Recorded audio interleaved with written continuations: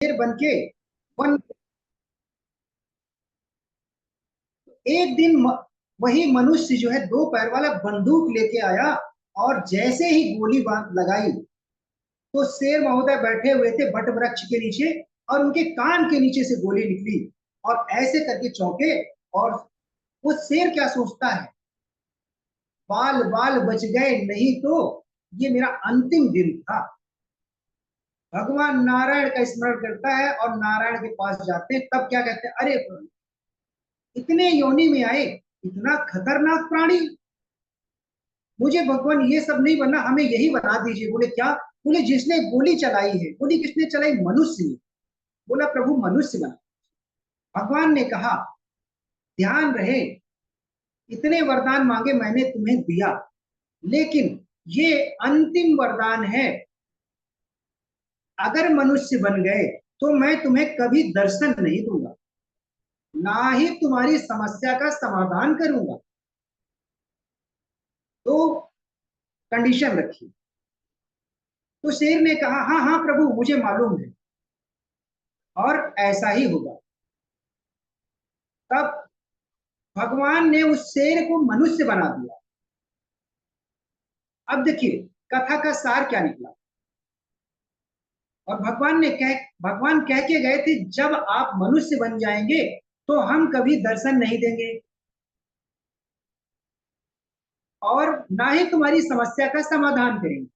अरे ये जो जीव है, ये जो मनुष्य है, भगवान ने एक बार इतनी योनियों से चूहे से मनुष्य में लाके खड़ा कर दिया और कह दिया था कि तुम्हारी समस्या तुमको ही हल ढूंढना है। इस कहानी का एक ही सार है कि अगर हमने मानव जीवन पाया है तो मेरे प्यारे समस्या भी आएगी और उसका समाधान हमें ही ढूंढना पड़ेगा। बोलिए शिव महापुराण की जय, गुरुदेव भगवान की जय। तो ऐसे हिरण्यकशिपु ने जब वरदान पाया तो क्यों ना मतवाला हो जाए। एक एक वरदान पाके हिरण्यकशिपु जो है मनुष्य था, और उसे इतना अहंकार हो गया। तब हिरण्यकशिपु के कुल में एक भक्त जन्म लिया, भक्त प्रहलाद। नौदा भक्ति प्रहलाद के द्वारा, ये सब आपको पता है। इसके बाद भगवान प्रहलाद के स्मरण करने के कारण भगवान नरसिंह अवतार लेते हैं और हिरण्यकशिपु का वध करते हैं। बोलिए नरसिंह भगवान की जय। अब ये हिरण्यकशिपु के वध होने के बाद कथा आती है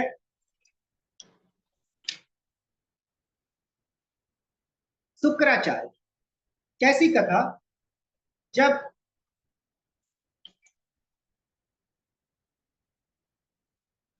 अंधक के मर जाने के बाद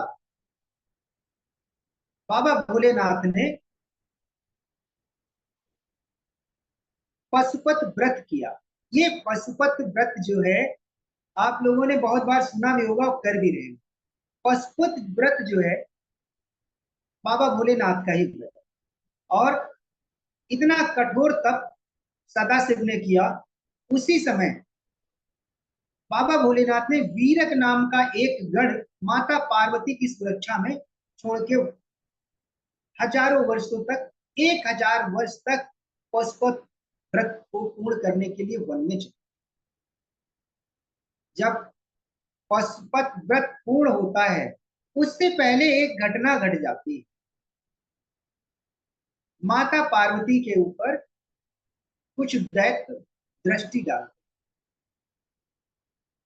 और वीरक से भयंकर युद्ध होता है। उस युद्ध में भोलेनाथ आते हैं और अंधकासुर का वध करते हैं। इसको आपने सुना। अब इसी बीच में एक कथा यहाँ पे और आती है कि आपने सुना होगा शुक्राचार्य को मृत संजीवनी विद्या प्राप्त है, शक्ति प्राप्त। इधर जब युद्ध हो रहा था तो शुक्राचार्य मृत संजीवनी बूटी से दैत्यों को जीवित कर दिया करते। बाबा शिव ने देखा कि अरे, और दैत्य वैसे ही बलवान हो रहे थे। बाबा भोलेनाथ ने शुक्राचार्य को अपने उदर में भर लिया।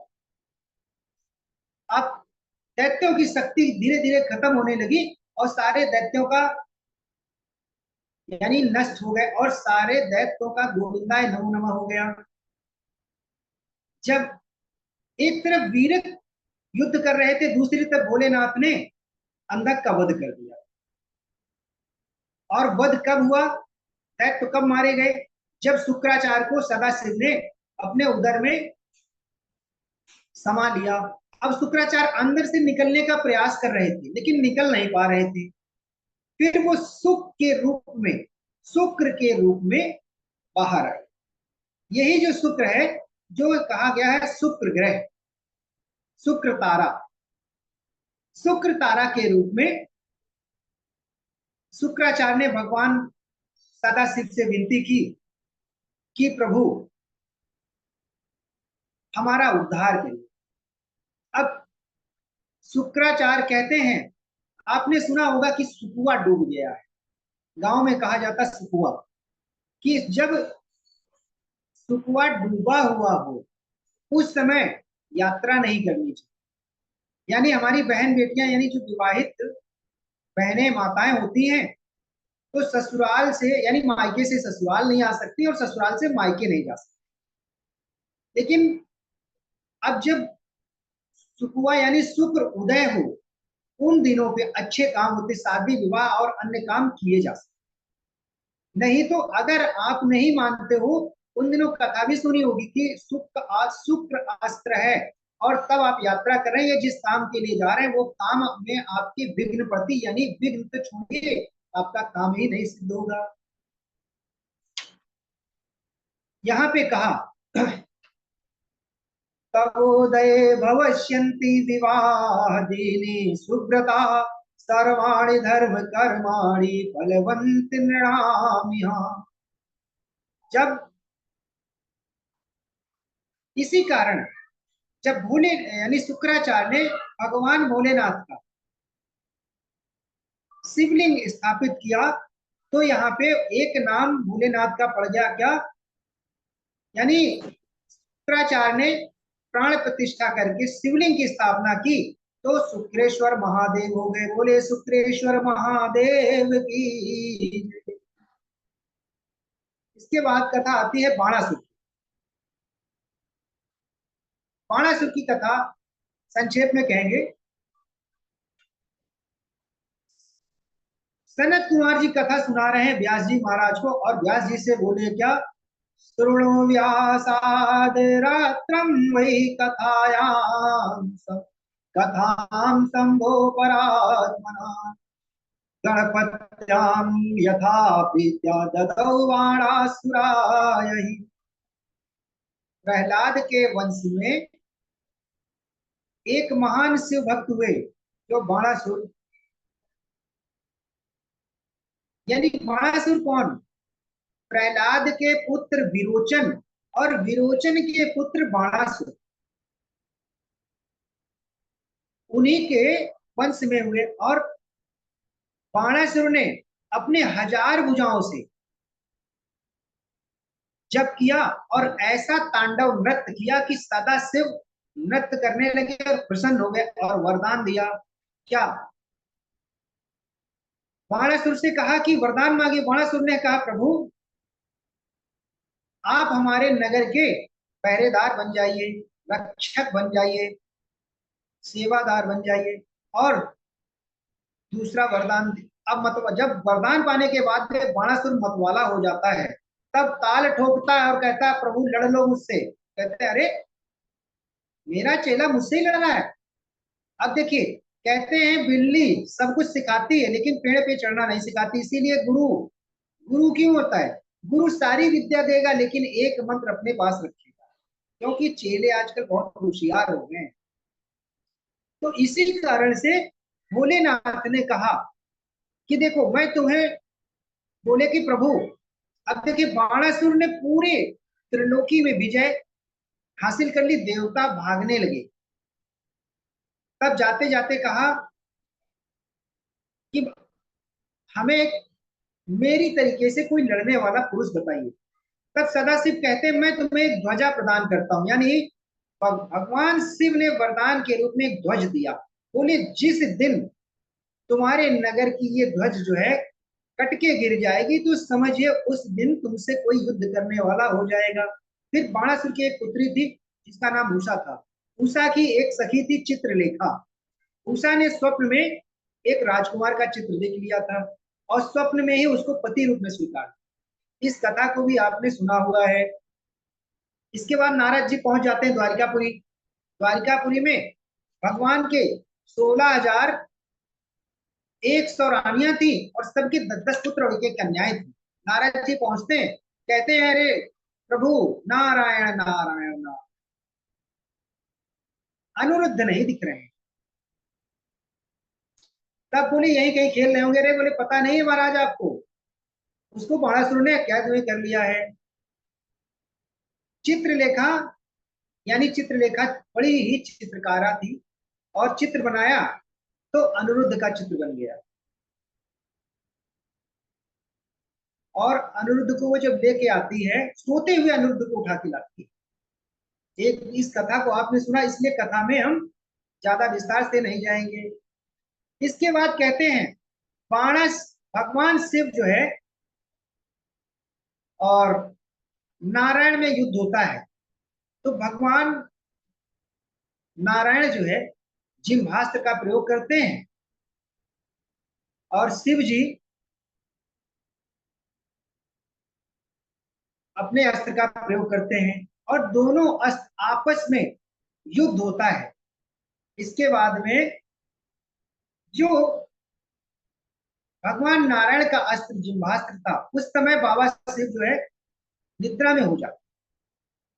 तब नारायण सारी सारी भुजाएं बाणासुर की काट, सारी भुजाएं काटने के बाद में भगवान कहते हैं अरे प्रभु मेरा भक्त है, थोड़ा सा कृपा करिएगा। तो भगवान कहते हैं प्रभु आप चिंता न करो, 4 हाथ छोड़ दिए।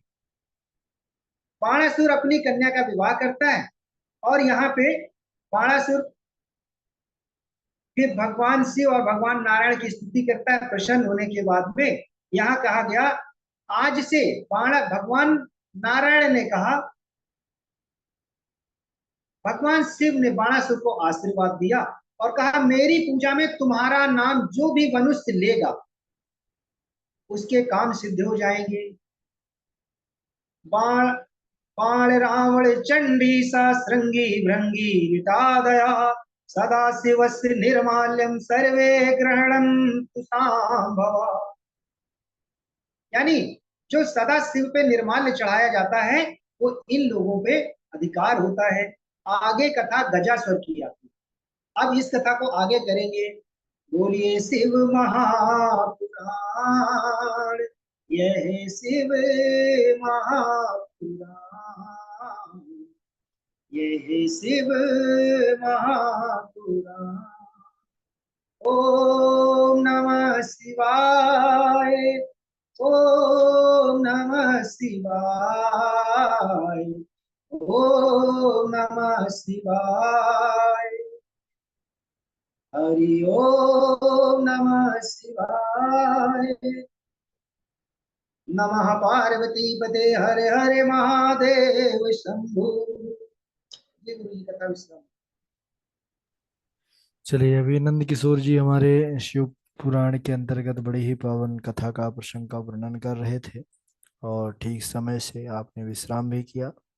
कथा का बड़ा अभ्यास है आपका, क्योंकि आपके कथा शैली से ही कि कितना सहजता से आपने कथा वृत्तांत को, सभी कथाओं को विधिवत रूप से समझाते हुए कहा।